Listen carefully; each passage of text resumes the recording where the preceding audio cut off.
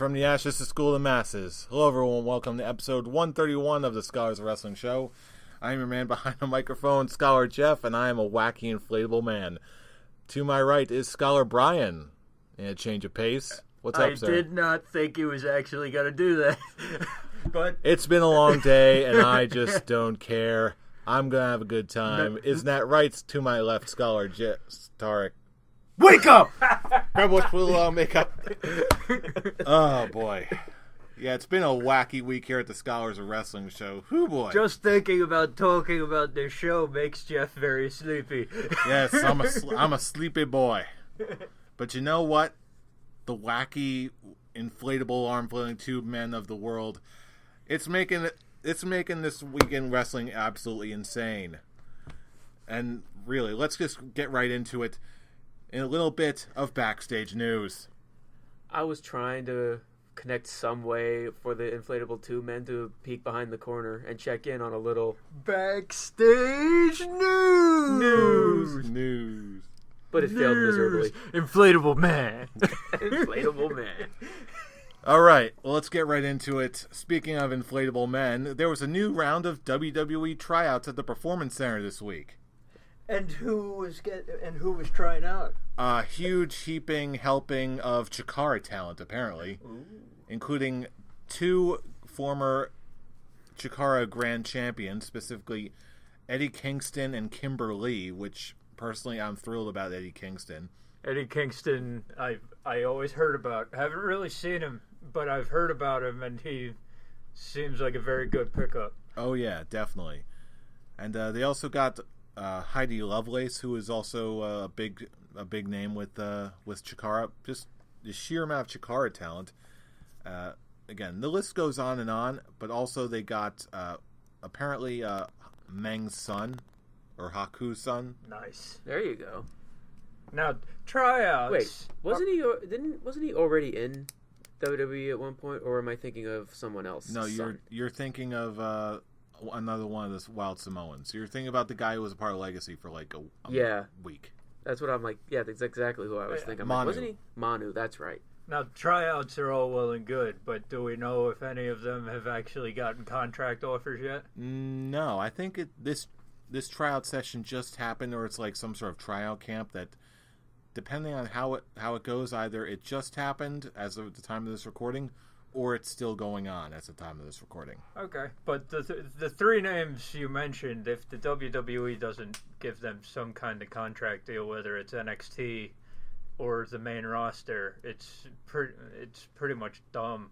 Like these guys are pretty well known on the indie circuit for me to have actually heard of them. Mm-hmm. And so if these guys make it to the roster, get signed for contracts, I can only see big things ahead for those three in particular. Mm-hmm. Big time. I really wish I could say something about this, but I actually don't know those names, to be perfectly honest. I'm not going to make some bullshit up. So, hey, as long as you guys know them and actually... I'll pass along some Chikara DVDs. I think Please. you'll be suitably impressed. I actually, with how much you guys are kind of talking up about them, I actually am intrigued. The big name here is Eddie Kingston. Eddie Kingston? The big name Okay. to look out for is Eddie Kingston. Okay. Mm-hmm. Been following him for about 5 years now, so Oh, nice. it's Yeah. a good... So he's a good little... interesting name. Yeah. There you go. Yeah, it's he's very much in the vein of a Kevin Owens, just in that like really hard hitting brawler style, no nonsense. You know, he's a really good talent if they use him right. Mm-hmm. If they use him right, and if he actually gets called up. So, Well, with how much you guys are talking him up, I will be surprised if he doesn't get offered anything. yeah, hopefully we'll see and hear more about this in the coming weeks. So. Mm-hmm. We'll see. In the meantime, there's apparently a new Dusty Rhodes Tag Team Classic coming up. I heard the announcement. I'm so pumped for this. I feel like it's going to be a yearly thing. I just assumed it would be. Yeah, the Cruiserweight Classic is one thing that we've talked about on the show before, but the Dusty Rhodes Tag Team Tournament, It's definitely gonna be a yearly thing. No really, doubt about it. It really set up the main NXT storyline for the entire year after it. Mm-hmm. So the whole Samoa Joe Finn Balor thing. So how are they gonna top that this year? Well, to kick things off, the first team announced was the team of Hideo Itami and Kota Ibushi. I heard that. Oh, I am boy. pumped. Oh, man. It's like, okay, I guess they're still trying to court Kota Ibushi here. Trying to get him to trying commit. Just trying to just lasso him up. Do we get him? Almost. Just one step closer to that contract. Yeah, just another guy who's afraid of commitment. Come on. We'll make it worth your while, Kota. Wink, wink. Nudge, nudge. Wink, wink, not just say no more. Okay, well, until that more news on that front happens, here's one thing that I consider like one of the more interesting things that just came out of this week, and that is the current state of TNA. Oh, yeah. Jesus. This is one of the big stories coming out. Okay, Period. bring me up to speed. Let me in on what you guys, on the latest of what you guys have heard with the TNA situation.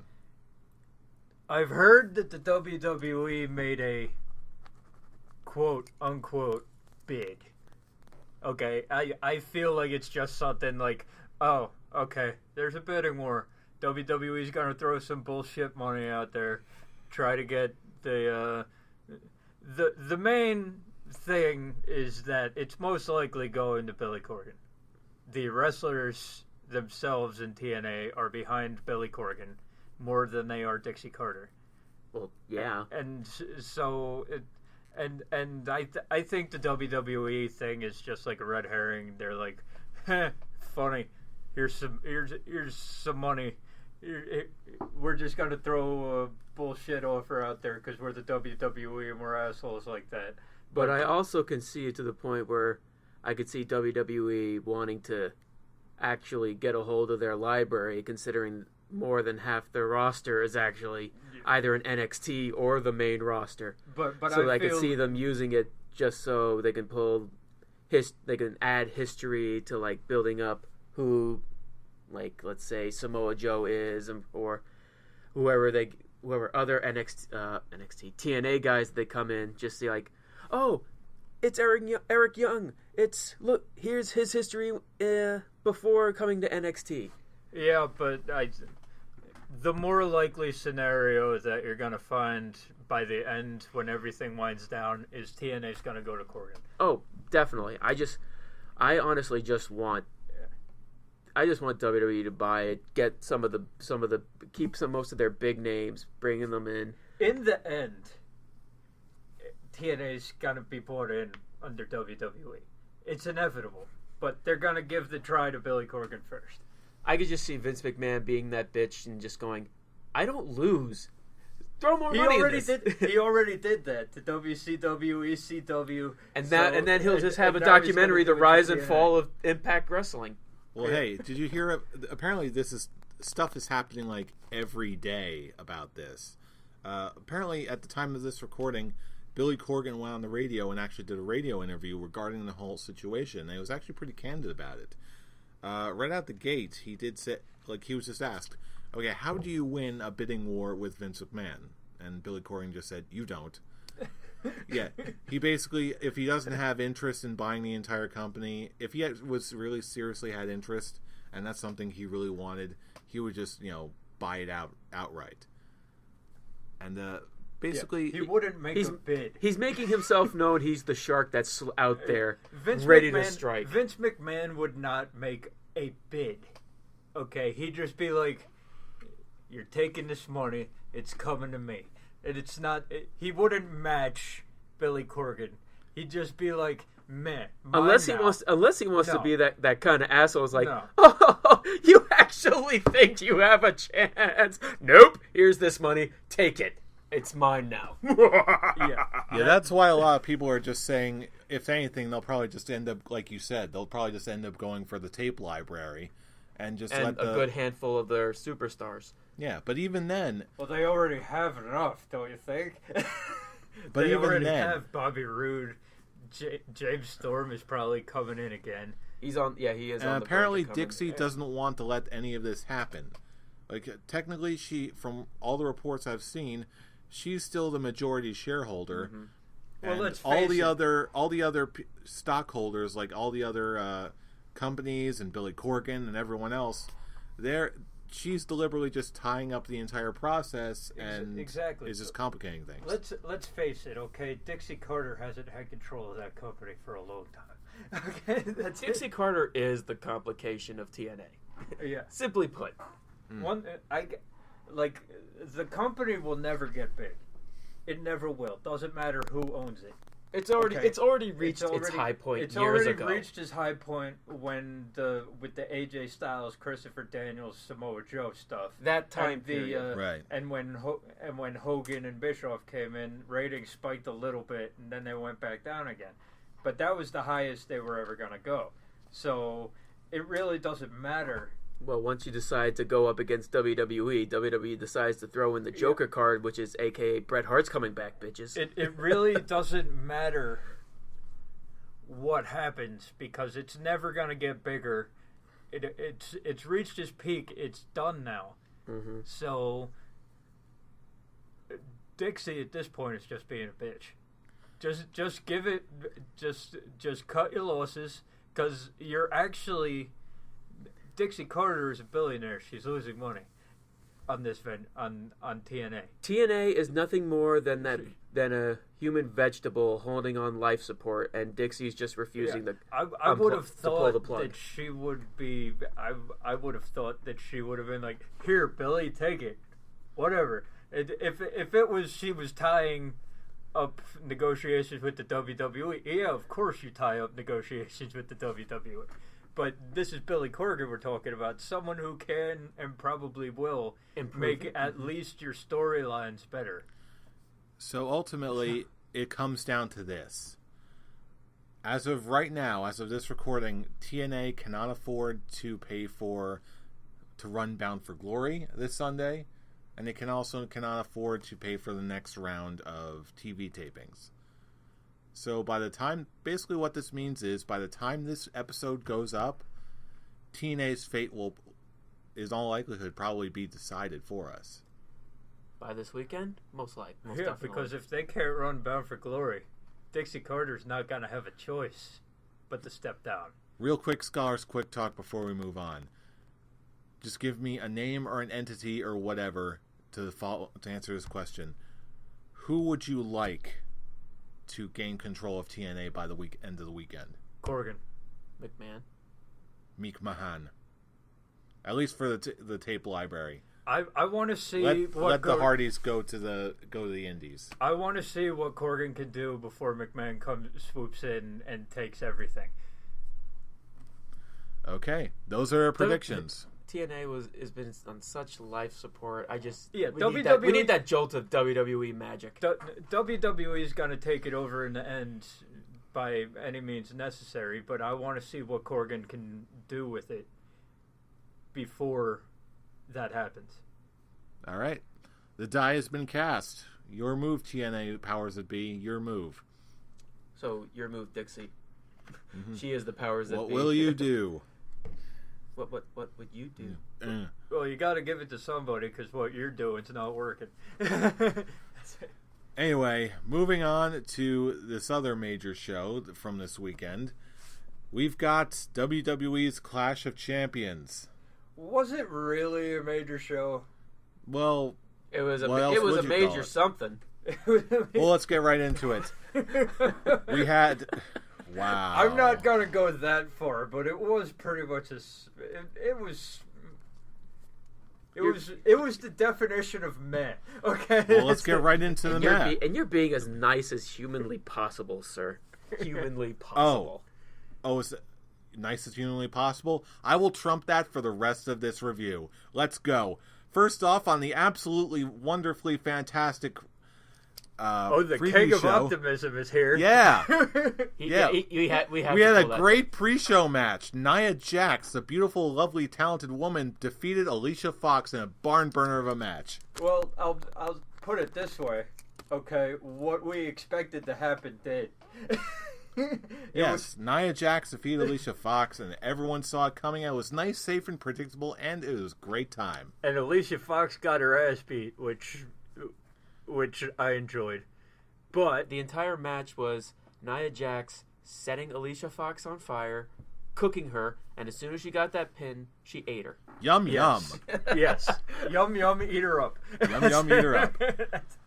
I hate her finish. I hate Nia Jax's finishing In move. other words, okay, meh. that fall away Samoan drop, I hate that move. But she hits it better than Roman Reigns does. Absolutely. That's it. I'll give her that much. I will give her that much. Well, when she actually has the person up for the Samoan drop, sure. But from that fall away slam leading up to it, it is still so sloppy. But she sure is improving. Stop it. Your optimism is just intoxicating. Oh, we're just getting started. Next up, we've got the always delightful Chris Jericho beating the always great Sami Zayn. This Well, match it's was official. Fine. It's official. Brian, you and I We are on the idiots. list. We are on the list. And We I are am on not the a list. stupid idiot. Now, lesson learned on this match, never doubt the gift that is Chris Jericho. Drink it when in, he's- man. Except when he's taking tornado DDTs, because those 2 DDTs were ass. They really were. Those were the only downgrade of the match, because it was a good match. And But it was a good match, but those 2 DDTs downgraded it for me to a fine. It was a fine match. I didn't get pissed off watching it, but seeing Jericho stumble and fling himself over on the they tried desperately to land that move. They tried desperately, but once Jericho lost his balance, it was over, man. Yeah, really. That's it. And then And the Jericho one decided inside- to pull a Randy Orton with a code breaker out of nowhere. Okay, and then that was Your it. surprise moment. And then that was it. The match was over. Yeah, so it was fine. Nothing spectacular. Yeah, it was there, and it did lead into stuff that is probably going to happen at the next pay-per-view, because they're talking about a triple threat at Hell in a Cell. That sounds like fun. It does sound like fun, and it was the best. It was anything involving the 3 of them were the best segments of Raw. Not that that's saying much, but that's it. Hey, but then again, I'm sure next week will be just as good, if not better. If not, Chris Jericho will pretend to be Santa Claus and sit on Big Cass's lap. There you go. With the very Donald Trumpisms of didn't say that. No, I didn't say that. never said See, that. Chris- I said I'll punch you in the face. Chris gonna Jericho punch is you an in the endless face. stream of comedy and merriment and joy. I seriously wonder how much of that was planned and how much of that was just like improv. It's like I'm pretty sure I'm pretty sure everything after he actually said it was complete improv. it had to. have been. I'm pretty sure, like, from the beginning, they knew that after the Santa Claus line, Chris Jericho was going to say that, and then everything after that was off the cuff. It's like, wait, what did you say? I also liked the Kevin Owens, as he's writing Enzo Amore and Big Cass on the list, going over his spelling errors behind his shoulder. Exactly. These two make a great team. Everything involving Mick Foley, Seth Rollins, Kevin Owens, and Chris Jericho were the highlights of Raw, and makes me understand why they want them to main event the next Raw exclusive pay-per-view. Absolutely. However, Okay, actually sound like a human being other than happy-go-lucky guy. You don't sound real anymore, fool. well, I don't like it. actually, during this little segment, it makes sense. It's everything. If he Okay, keeps, it's nice to say something positive about it. He's not sounding real about it. Okay, let me work on it. I liked it. There you go. That actually There you sounded go. more real. Thank you. The tighter I better, the better talker I get. The tireder you're... Moving on. Moving on. For the win. Moving on, for the Cruiserweight Championship, Brian Kendrick lost to Mega Man. I The love TJ greatest Perkins' entrance theme. of I love all it. time. I've had that music stuck. Seriously, I've had that stuck on loop on my Spotify for like all week. The match, For like all however, the days. The match, however, I was a little disappointed. I can be perfectly honest. I was disappointed with it bit. too. For a If that- cruiserweight match, it was very slow. For your first cruiserweight title match on a pay-per-view, or as the WWE likes to call them, major event, okay? For your first cruiserweight match ever, okay, I appreciate that you want to do the mentor-mentee match first, okay? But Brian Kendrick just didn't have it. Didn't have it at all. Like it kind of seemed like he was stiffing. I agree. I was TJ just about to Perkins. say that Like myself. that neck breaker. Holy shit, Yeah. dude. Yeah, it was very. TJ Perkins was on the ground. As soon as TJ Perkins hit the ground, Brian Kendrick starts to fall. It was horrid. Like the first 5 minutes were fine. Okay, then the middle, like 3 minutes, because the match itself got like 10 minutes. Okay, the middle 3 minutes was ass. It was horrible, and then the ending was all right. But I liked the afterwards, where Kendrick did the Jericho and act like he was gonna give him respect, and then hit him after the hug with a headbutt. Yeah, with a headbutt. But I'm like, that's what you're gonna give us for the first cruiser? It was a good idea, okay, but the execution and Brian Kendrick just didn't have it. Yeah, but then again, this is also just, it's still coming around the bend. They're still trying to find their flow as far as the cruiserweight division as a whole. And not for nothing, I think TJ Perkins, they're definitely seeing enough of him that'll be like, oh yeah, we'll brand him as Mega Man. That'll sort of carry the rest of this little transition period while everyone gets warmed up and acclimatized to the Raw, SmackDown show main roster. Don't tell that to the Cleveland crowd. Hey, Cleveland crowd, they're improving. On Raw with the CM Punk and Randy Savage chants during his match. Maybe they just like CM Punk and Randy Savage. During that match? That was actually a really good match between TJ Perkins and what? That was really good, and the Cleveland crowd shot all over it. Yeah, sometimes you just get a bad crowd. I do like that they're keeping like after matches they raise the hand of the winner and they have the loser right next to him, and they just what they did with the Cruiserweight Classic. Yeah, it's a nice fresh touch. Switching the ropes out is a little weird. I like it. It's disarming, but I dig it. I like it, but it's weird. What is it weird? It's like, how the hell do they change the rope so fast? Exactly. Like, man, if I had $1 for every time I heard that from somebody. No, but it's also like match ends. There's like a 30-second segment. Then they go to the cruiserweight match because they do the entrances before the commercial break, and the ropes are purple, and it's like that was 30 seconds long. How? Bravo. This is also WWE we're talking about. I'm sure they can do like a NASCAR thing where they just have during like a timeout they can just be like, okay, I'm sure they just like, okay, everyone just unscrew these things and just replace the ring ropes. I'm sure they could do that easily enough. I'm sure they have like backups in case like a Big Show Brock Lesnar event happens. And I got to be completely honest with the character of TJ Perkins. Don't give him any more promo time. Don't, because I've heard enough in my years of watching of the whole I was homeless for this amount of time while training for my shot. And I'm like, I've heard it a million times before. Well, you're not giving me anything new. Apparently, you're not the only one that actually was not a big fan of that promo. Be your cruiserweight self. Don't speak, and go out and entertain me in the ring because you're not doing it in the promos. Just be the super fighting robot, TJ Perkins. Exactly. I will say that's why we liked him in the Cruiserweight Classic to begin with. I think that's the only real criticism I have with the Cruiserweight division in general, that they're trying to add storyline to it, which I feel like it really throws story aspects into the matches, but don't make them actual legit storylines, like what they're doing with Brian Kendrick. Just let them Just go, let them wrestle, and that's it. Yeah.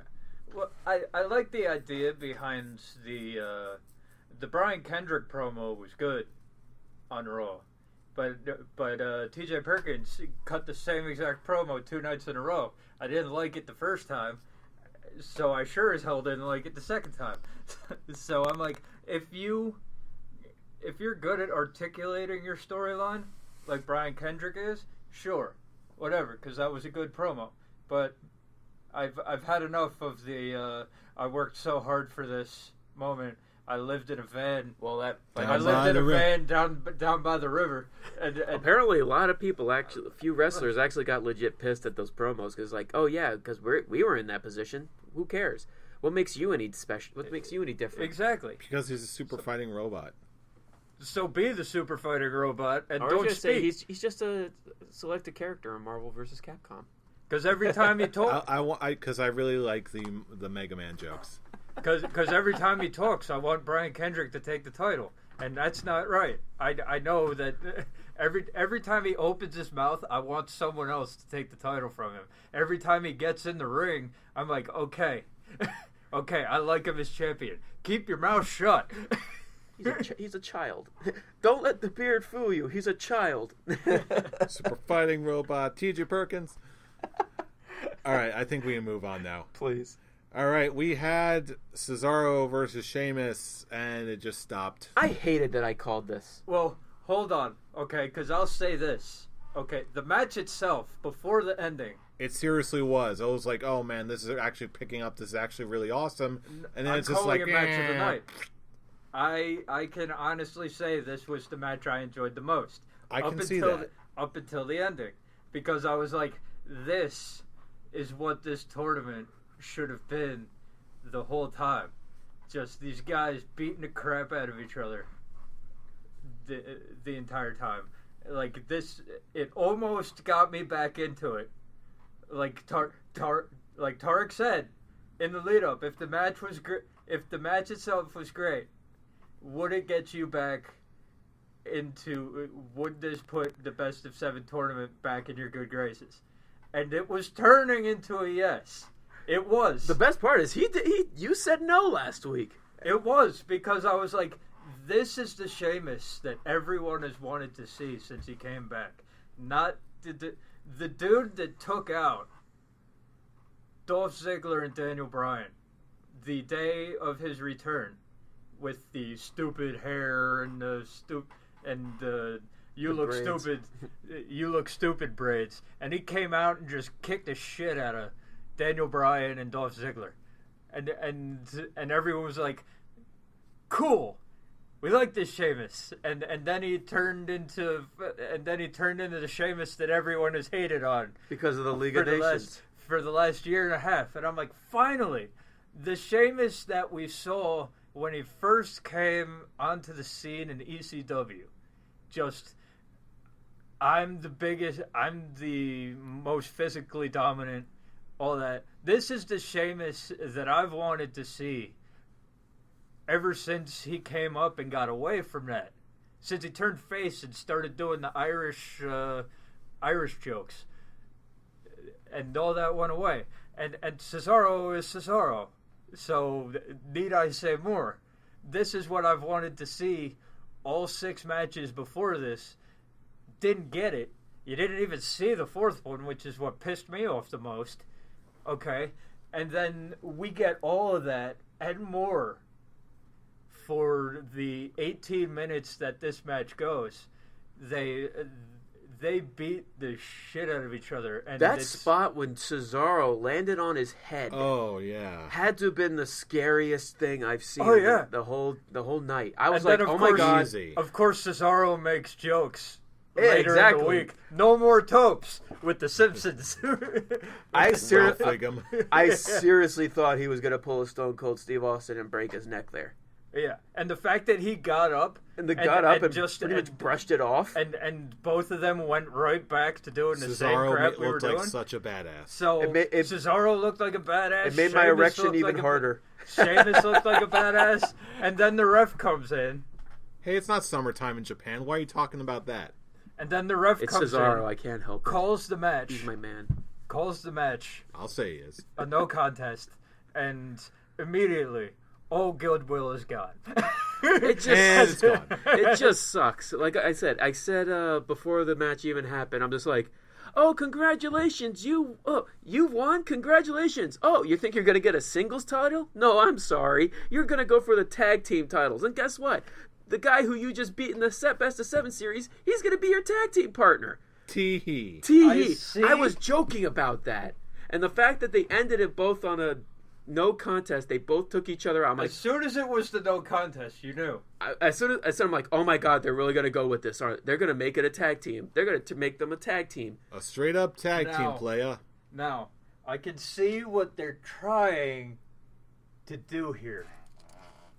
Okay, they're trying to bring back the magic of Mick Foley and The Rock in a more physical sense instead of an he even brought that up. sense. He even brought that Exactly. up when he talked to him. That's when it clicked in my head, and I was like, I did hate this at the beginning. Tarek was there. He knows. But after that promo, I was like, I'll give it a shot. Because I see what they're going for here. Would I have liked... And I see what Mick Foley is saying by I can't give you another one-on-one match because look what you did. Look what you did in the 7th match. You're going to kill each other, and I am going to be... Both of you aren't gonna be available on my roster, and I can't let that happen. So I'm like, okay, logic. Okay, yeah. Logic. So it's like, so I'm like, put him in we'll see how this goes.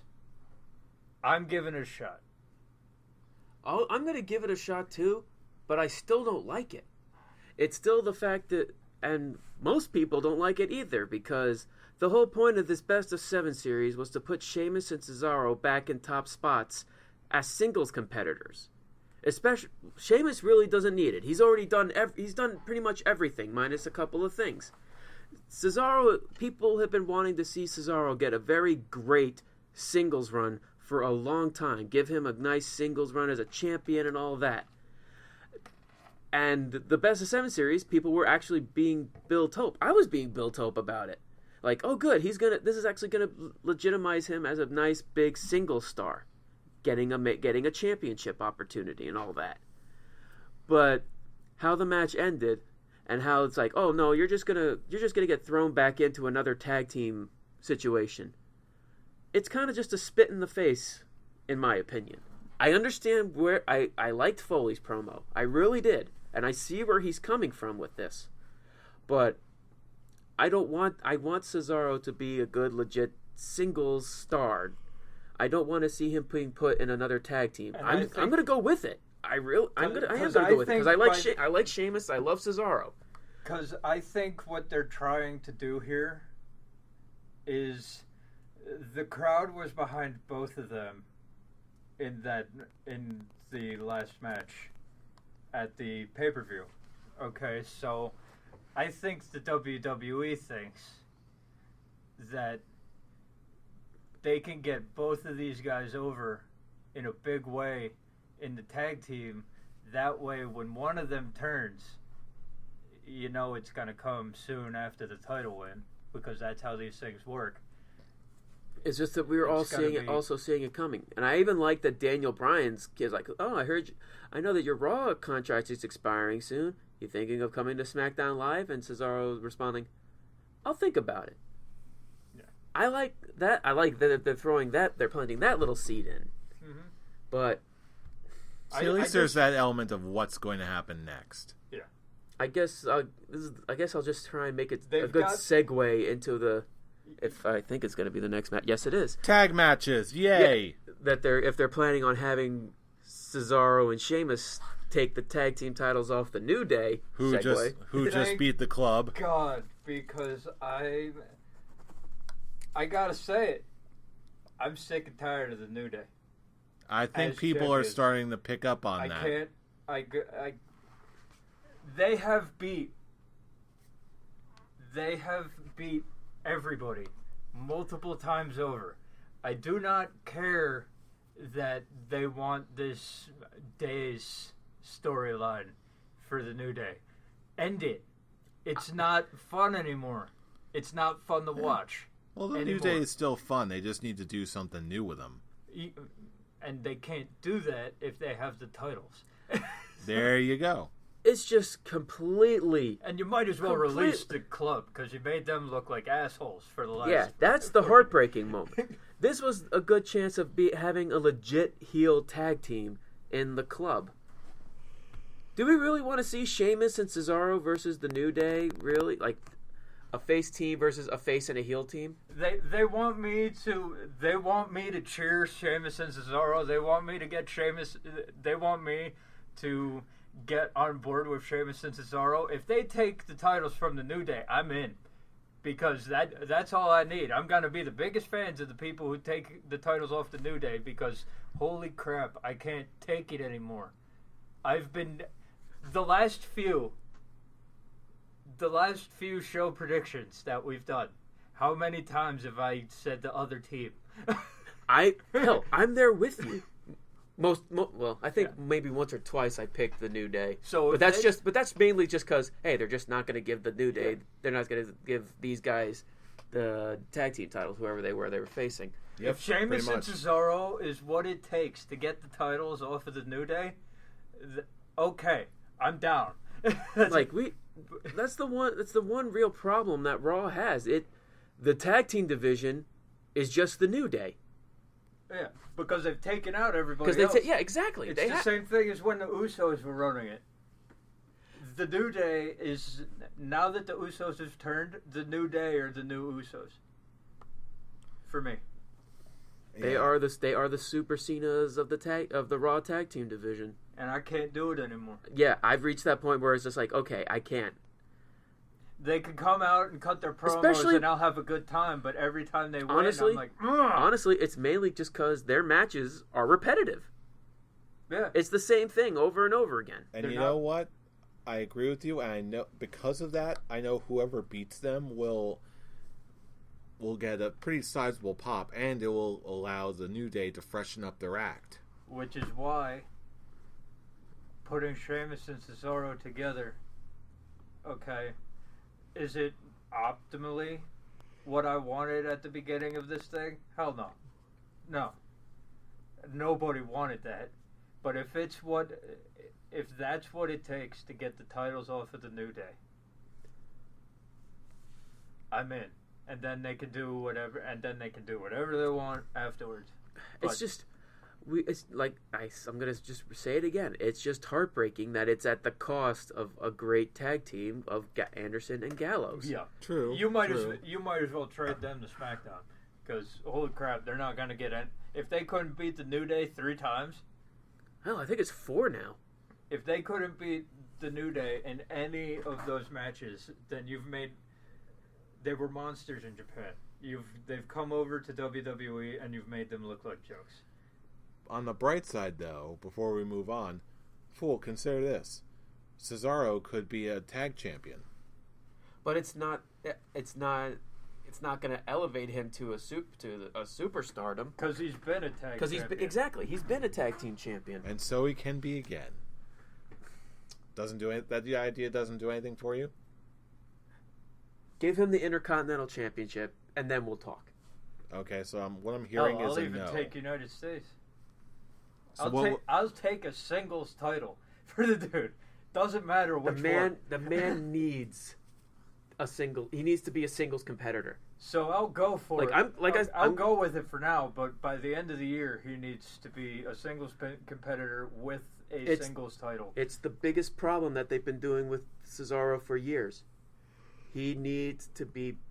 He has the talent, and he has gotten better on the mic. I think Cesaro and Sheamus would have been better off on SmackDown. Yeah, exactly. I agree. Mm-hmm. Well, then again, this is all, as many other things usually are. This is still a work in progress, so we'll see where this goes. It's not like we can change it and have much of a choice. But in the meantime, we had yet another title defense, Charlotte defeating Sasha and Bayley for the Raw Women's Championship. This was good. I'm going to just pull Chris Jericho. Never bet against Charlotte. Yeah. This was good. I'll admit, okay, kind of getting sick of Charlotte. I'm not. Well, I mean, I've been sick of Charlotte, but she's got better. She's got better once she got off the leash of Ric Flair. I'll give her that much. But I'm like,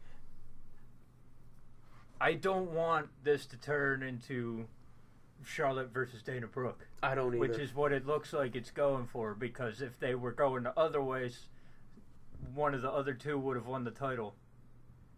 And I Sasha don't see Banks is not winning the title I don't next see week. I don't see Sasha Banks winning the title next week, because they've gone too far with the Charlotte Dana Brooke thing to go back now.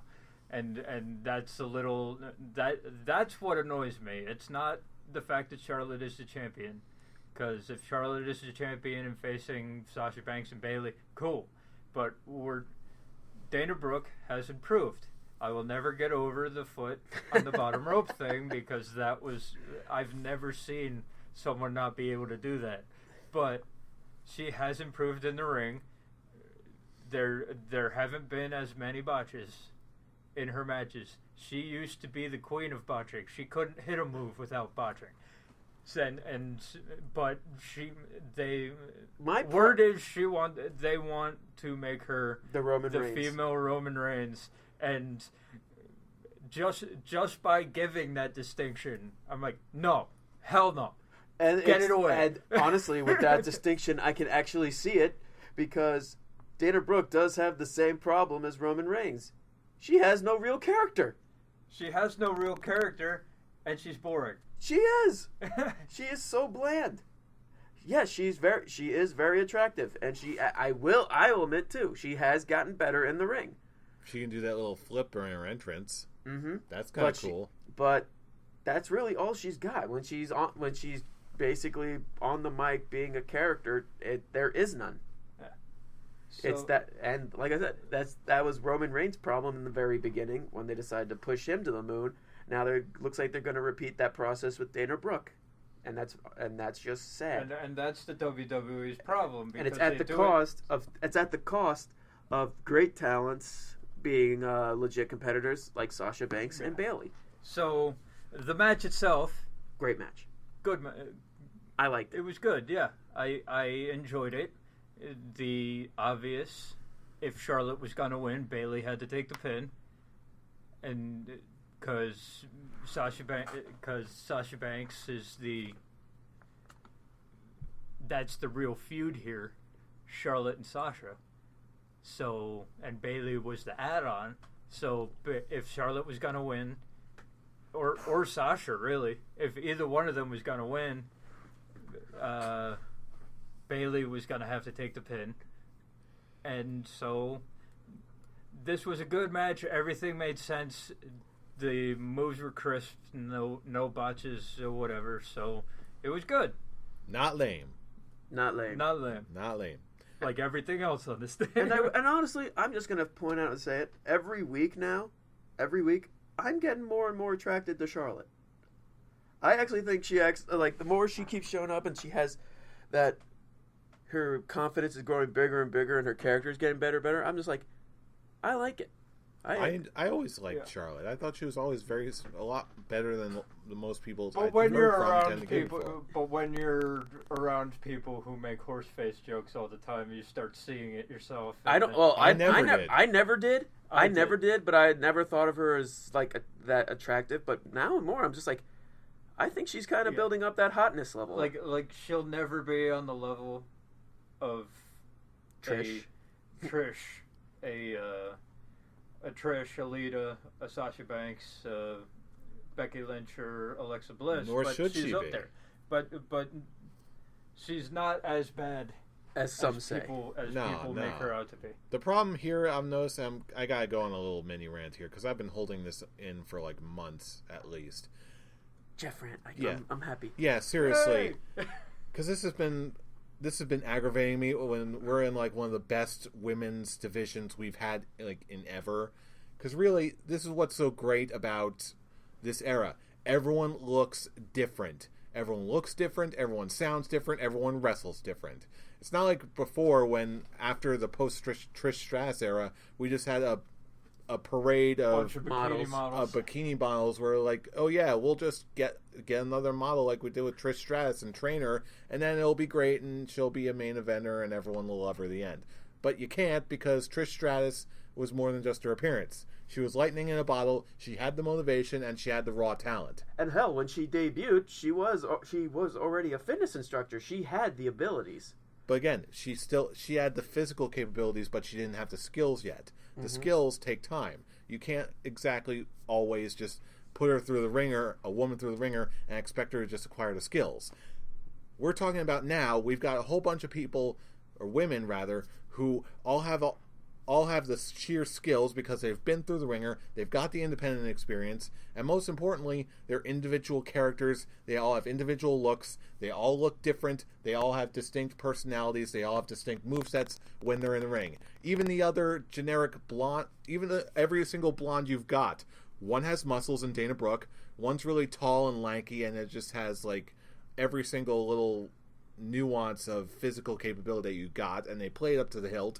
And you also have Alexa Bliss, who is like has some of the best visual faces you can ever have, and now she's cosplaying as like not Harley Quinn, which I love, and it's all good. And she's not that bad in the ring either. Yeah. And then you also have the best. You've also got the boss. You've also have the most huggable woman on the face of the earth, and you've also got the delightfully puntastic Irish woman who comes out in steampunk gear and is generally awesome and well-liked by everybody. Then you've got a walking rave show, and what else? Help me out here. Come on, keep it going. That's honestly it. And you got a big Samoan in Nia Jax. And you got a big Samoan bruiser with a different body type that you're not used to seeing, who is also The Rock's cousin. The worst thing you can say about the women's division is that it has Nikki Bella in it, and as long as she doesn't speak, it's fine. But even then, not only has Nikki Bella incrementally improving, she's also the only one like herself. Yeah, so it's not like she's just swimming in a sea of just like divas. She's like the one diva there. She's the only one. And again, it's like the No Homers Club. We're allowed to have one. Simpsons jokes, whatever. I'm done. This is why we're in a great place right now, full of attractive women who can actually wrestle, and life is grand. I'm done. Mic drop. Yeah, when the worst thing you could say about your division is that at the beginning you were thinking about making Eva Marie your top. And even with Eva. No. Sorry. Okay, go. The skills? No. Stop it. That's not what I was going to say. She's got the look down. She's got the look down, I'll give you that. But if you were going to say anything about skills, I was going to stop you there. But I wasn't going to say anything about skills. I was going to say they actually made her the lack of skills and her whatever look you want to call that, completely artificial, red, everything, whatever. They even made that work in some limited capacity just because of the whole Eva Marie cannot blah, blah, blah. Until she took steroids, and that's done now. Eva Marie cannot compete due to steroids. Yeah. Have a nice day. Eva Marie apologizes. That's at least they're not trying to market that as a straight face, as a face with a straight face. Yeah, it's like when at least it's something different. Yeah. When the worst thing and you know about how to use it. When your worst thing about your division is someone whose character is that she doesn't wrestle, that's pretty much the best division we've had in years. So well, the only real complaint I've had with this division is that they're still keeping the whole reality total Bellas crap. That's something that doesn't need to be there. At least they're staying away from everyone else. They're just keeping the key players, and it's not hurting the women's division as much as it once seemed to do. I still don't like it. I don't like it either, but at least it's staying away from what I like. That's good enough for me. Speaking of staying away from what I like, we have a new U.S. champion in Roman Reigns. biggest regret was changing that damn prediction. Let me say this. Okay. The match at the pay-per-view was better than the match on Raw. However, that is not praise. Because the match on the pay-per-view was pretty shitty too. Yeah, I didn't care. Was I the only one? I guess with you saying that, I'm not. They had no chemistry together. Roman Reigns normally has a moveset. Say what you want, he normally has a moveset. Against Rusev, 6 moves. Over and over and over and over again. It was just the end. I thought it was okay. It just was very. It just felt like they were struggling in this match. They were trying to make something work, and it just wasn't. I feel like Roman Reigns has the John Cena syndrome, where when the storyline is hot, when the person that he is up against is someone that he likes or someone he thinks can go further, he'll do whatever he can to make that match great. Okay, but when it's not, then he'll sandbag. He'll shorten his move list down. Rusev looked as good as Rusev could. Okay, Roman Reigns didn't do anything for me the last on Clash of Champions and Raw. Rusev did all he could, but I just didn't. I wasn't feeling. Normally, I'm a Roman Reigns apologist. Everyone listening knows this. You two go off on rants about Roman Reigns. I'm the one who brings it back. But this time I can't do it because I think Roman Reigns was the problem with these two matches. Ordinarily I would agree, but at the same time, I'm also comforted by the fact, and this is my positivity point for this match. Since now that he's the U.S. champion, he's going to be far, far away from the main event. But here's the problem, okay? I have a feeling that this is going to be like the John Cena Invitational, okay, where the matches were great, but they had a formula, and it all ended the same way, with John Cena basically being John Cena to those superstars. I don't want. I would have been better. It would have been better for me if Roman Reigns was not holding a title. Yeah. Have him do the Sheamus role. For one thing, I just say I don't think he was sandbagging Rusev at all. I honestly don't think that they were just connecting. They just couldn't connect with where they were going in the match. And that's a problem when you've been feuding for. And I don't think they're going to do the same thing like an open invitational with John Cena. The only problem I have is I'm afraid now that Roman Reigns is the United States champion. Yes, he's going to stay away from the Universal title, but the question is Roman Reigns going to take focus away from the Universal Championship? I highly doubt it. It's like how kind of John Cena is like, oh, it's like, yeah, John Cena's the United States champion. He's not the world champion, but he took focus away from the Universal Championship. Exactly. From the WWE World Heavyweight Championship, and I can see that happening again because I've already seen articles saying is Roman Reigns may not be the champion, but he's in a better position because before the pay-per-view he's holding the belt that John Cena held before the pay-per-view. Okay, he wasn't the champion, but he was in 5 main events. And Kevin Owens was only in 3.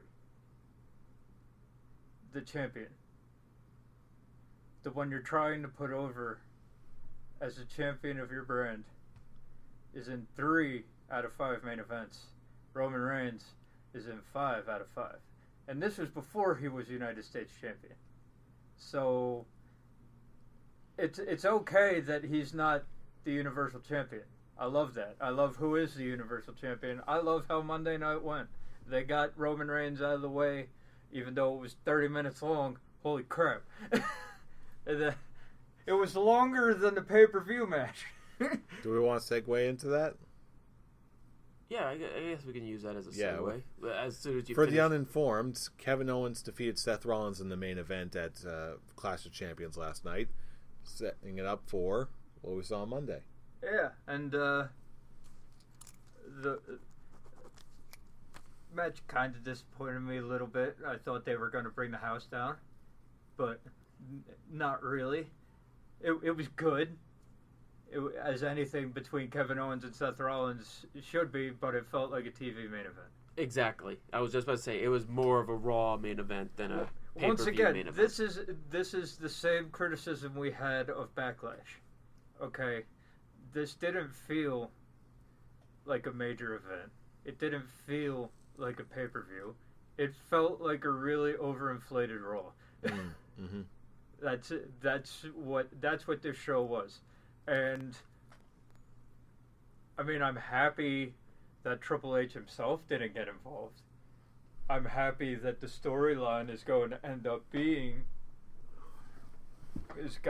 having Chris Jericho involved in it.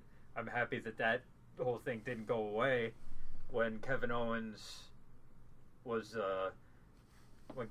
became champion. I would have liked it if it wasn't so blatant. It was pretty much the end of the match was like a WCW pay-per-view main event. Well, where everything that could possibly go wrong for the face went wrong. The face runs into the ref. The face hits a finisher. Oh my God! The face hits a finisher. Well, actually, let's go back before the face hits the ref. The face hits his finisher. The heel's buddy on the outside puts his foot on the bottom rope. Then the face runs into the ref, knocks the ref out. I'm gonna have to stop you right there. When they showed that clip of Seth Rollins taking out the ref in slow-mo, and he barely touched him. He barely touched the ref. Barely touched him, and the ref fell down like he got shot. Seth Rollins is just that strong. And Stop. The face hits another finisher, and the referee doesn't. The referee isn't awake to make the count. Then Stephanie brings out another ref. Then the heel's buddy comes in, starts trying to attack the face. The face throws him out of the ring. Then just as the face turns around to go back to the heel opponent, the heel opponent hits him with his finisher just in time for the referee to for another referee to get sent down. It was WCW main event endings at their finest. And I was just like, and you're trying to pass this off as a pay-per-view. I will say, though. Operative verb being tried. We're all too smart to be fooled. I would have liked it to be at least a little. It's WWE. When do you know them to be so subtle? I know, but I would have liked it to at least been a little bit cleaner.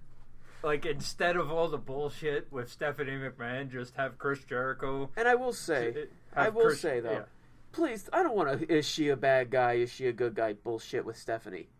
I don't want that. We know how this ends. Yeah, we know how it ends. This is the storyline that's happened, years ago. We know that Stephanie's going to turn and she's going to fire Mick Foley. We know that. But it just sucks because really, when it comes to authority figures, Mick Foley is like one of the best. He really is one of the best things to watch about on Raw. Yeah, and it's like I thought we were done with this authority bullshit, like a long time ago. Honestly, when they actually announced that they were going to have like the general managers and what was it, commissioners and general managers.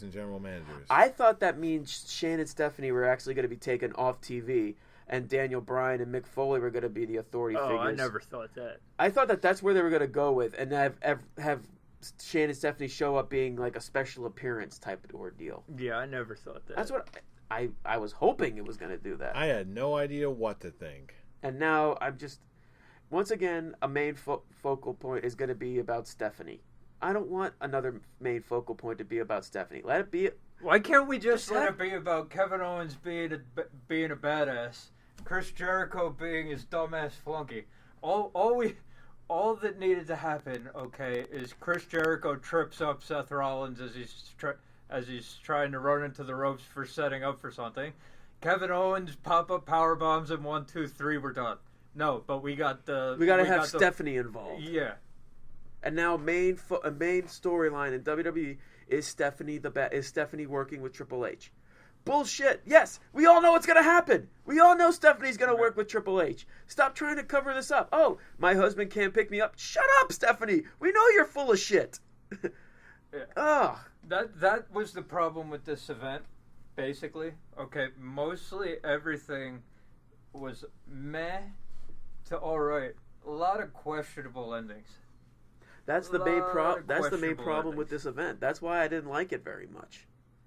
A lot of questionable endings. I'm like, nothing really. The way that main event match ended should have been a main event on Raw. Honestly, the only major thing that happened at this event was Roman Reigns winning the title. Yeah. I beg to differ. We also got the emergence of the super fighting robot. That. Yeah, you really the think match that's gonna be wasn't good. You really think that was going to be a huge focal point of this show?